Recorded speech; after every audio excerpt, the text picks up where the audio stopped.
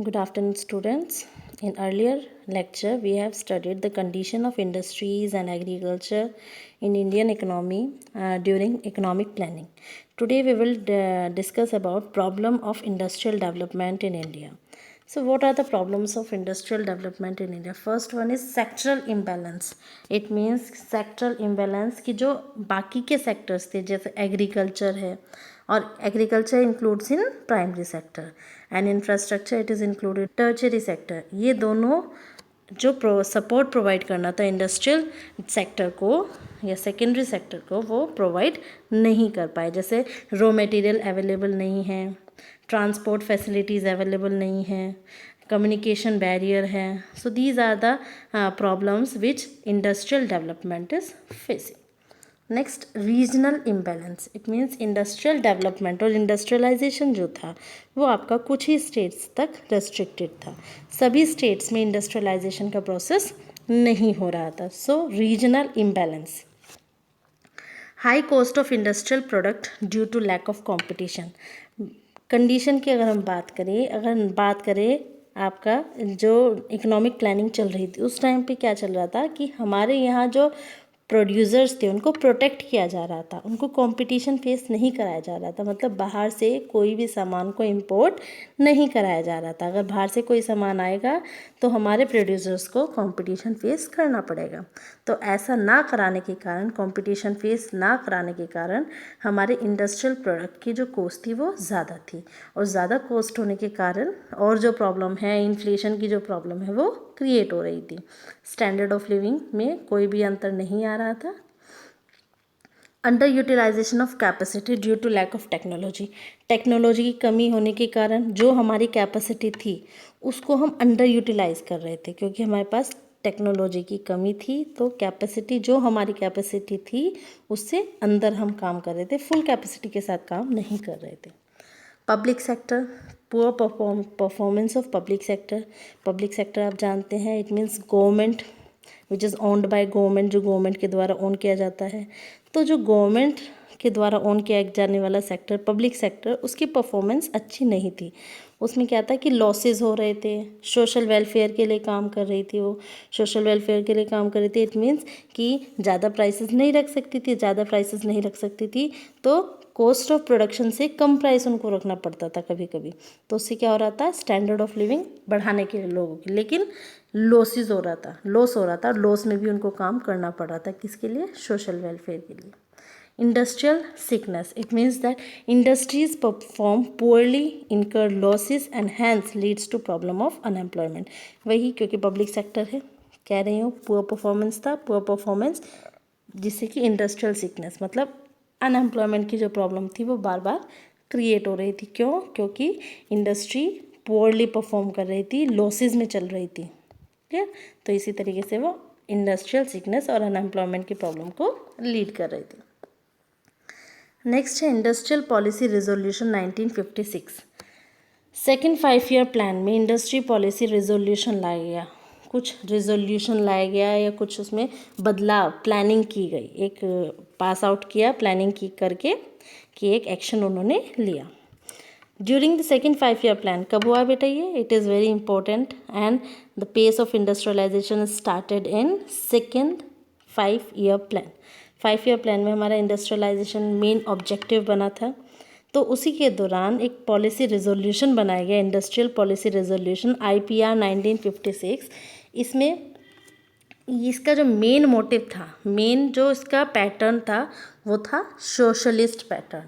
Socialist pattern it means the decisions are taken by government related to what, related to all the central problems, what to produce, how to produce, for whom to produce, all these decisions और related to production, these decisions are taken by government। ये decision कौन लेगा? Government. कौन से decision? Central problem से related decision कौन बनाएगा, किसके लिए बनाया जाएगा, कितना बनाया जाएगा, कैसे बनाया जाएगा, ये सारे डिसीजन गवर्नमेंट लेती है। तो सोशलिस्ट पैटर्न सोसाइटी के लिए क्रिएट किया गया जिससे कि क्या हो, सोशल वेलफेयर। फीचर्स और एलिमेंट्स ऑफ IPR। IPR के फीचर्स और एलिमेंट्स क्या क्या है? सबसे सबसे पहला एलिमेंट यही था कि इंडस्ट्रीज़ को कैटेगरीज़ में 3 कैटेगरीज़ में डिवाइड किया गया, जिसको 3 फोल्ड क्लासिफिकेशन ऑफ इंडस्ट्रीज़ भी बोला। फर्स्ट आपका जो पार्ट है schedule A, these industries were directly under public sector or under government control, such as iron and steel, shipbuilding, electricity production and distribution। ये जितनी भी इंडस्ट्रीज़ हैं, ये शेड्यूल ए में उन इंडस्ट्रीज़ को रखा गया, वो इंडस्ट्रीज़ जो गवर्नमेंट के कंट्रोल में होगी, जिनको ऑन कौन करेगा, जिसको कंट्रोल कौन करेगा, गवर्नमेंट कंट्रोल करेगी। जैसे कि iron and steel industry, ship building, electricity production and distribution, इनके अंडर में 17 इंडस्ट्रीज़ आई। Next schedule B, these industries were to be under both public and private sector. Schedule B में उन इंडस्ट्रीज़ को रखा गया जो पब्लिक सेक्टर के अंडर में भी होगी और प्राइवेट सेक्टर, जहाँ पर दोनों मिलकर के काम करेंगे। द गवर्नमेंट हैज़ द, लेकिन यहाँ पर क्या है, किसका क्या रोल है, गवर्नमेंट के पास रोल है इंडस्ट्री को, नई इंडस्ट्री को सेटअप कराने का।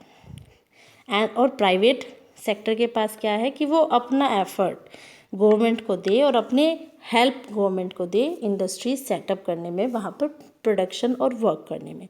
ऐसी इंडस्ट्रीज़ 12 इंडस्ट्रीज़ इसमें शेड्यूल बी में आई।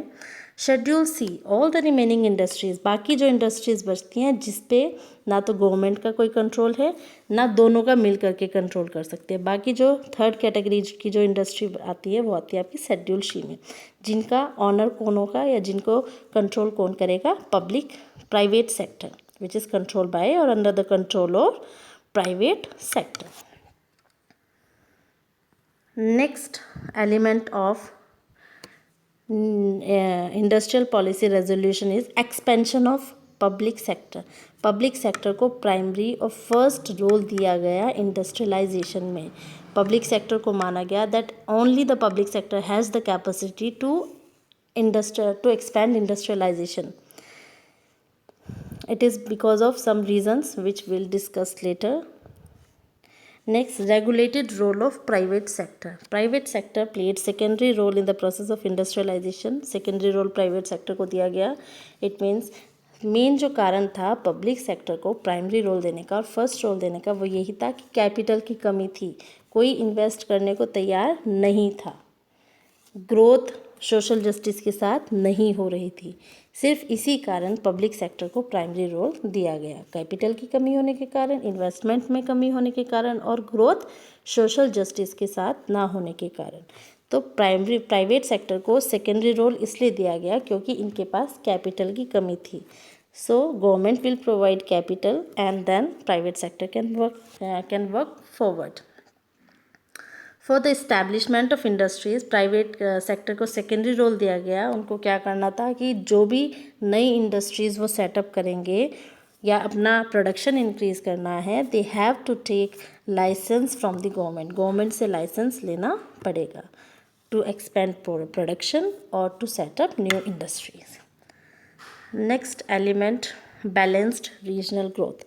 Government provide special facilities. अब बैलेंस रीजनल ग्रोथ, जो हमारा रीजनल इम्बैलेंस था उसको बैलेंस करने के लिए गवर्नमेंट ने क्या किया, कुछ स्पेशल फैसिलिटीज़ उन इंडस्ट्रियलिस्ट को प्रोवाइड किया जो न्यू इंडस्ट्रीज सेटअप करना चाहते हैं। तो उनको कैसे, न्यू इंडस्ट्रीज़ जो सेटअप करना चाहते हैं, गवर्नमेंट ने उनको स्पेशल फैसिलिटीज़ जैसे tax concessions, subsidised loans, free electricity for some time, इस टाइप की कुछ स्पेशल फैसिलिटीज़ उन जगह इंडस्ट्रीज़ को सेटअप करने के लिए दी जो बैकवर्ड एरियाज़ थी, जिससे कि जो बैकवर्ड एरियाज़ है जहाँ पर कोई डेवलपमेंट नहीं हो रहा है, वहाँ पर इंडस्ट्रियलाइजेशन हो सके, जिससे कि वहाँ का डेवलपमेंट हो सके। सो वहीं पर इंडस्ट्रियलाइजेशन को सेटअप कराने के लिए, बैकवर्ड रीजन में इंडस्ट्रियलाइजेशन को सेटअप कराने के, इंडस्ट्रीज़ को सेटअप कराने के लिए गवर्नमेंट ने कुछ स्पेशल फैसिलिटीज़ उन इंडस्ट्रियलिस्ट को दी जो न्यू इंडस्ट्री सेटअप करना चाहते हैं। Cottage and small scale industries, IPR जो इंडस्ट्रियल पॉलिसी रेजोल्यूशन 1956 है, उन्होंने बहुत इम्पोर्टेंट और बहुत ज़्यादा स्ट्रेस स्मॉल स्केल इंडस्ट्रीज़ को प्रोवाइड किया, जिससे कि एम्प्लॉयमेंट अपॉर्चुनिटीज़ ज़्यादा से ज़्यादा क्रिएट हो, हर एक एरिया में एम्प्लॉयमेंट अपॉर्चुनिटीज़ क्रिएट हो। मेन जो फोकस है आपका रीजनल बैलेंस, ठीक है। जो रीजनल इम्बैलेंस था उसको बैलेंस करने की तैयारी की गई, जिससे कि डेवलपमेंट हर एक एरिया का बराबर के साथ हो सके, इक्वल डेवलपमेंट हर एक एरिया का हो सके। Thank you.